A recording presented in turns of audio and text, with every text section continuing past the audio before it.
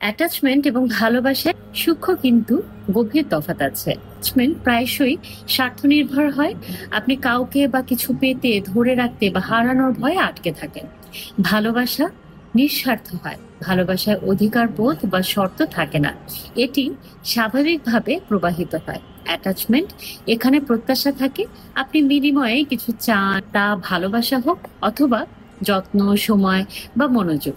ভালোবাসায় প্রত্যাশার চেয়ে দেয়ার আনন্দ বেশি, বিনিময়ে কিছু পাওয়ার আশা কম থাকে। অ্যাটাচমেন্টে ভয়, ঈর্ষা, অধিকার বোধ এবং নিরাপত্তাহীনতা থাকতে পারে। ভালোবাসা মুক্ত, শান্তিপূর্ণ, ইতিবাচক আবেগে ভরপুর। অ্যাটাচমেন্ট ক্ষণস্থায়ী, কারণ এটি নির্ভর করে পরিস্থিতি বা ব্যক্তির আচরণের উপরে।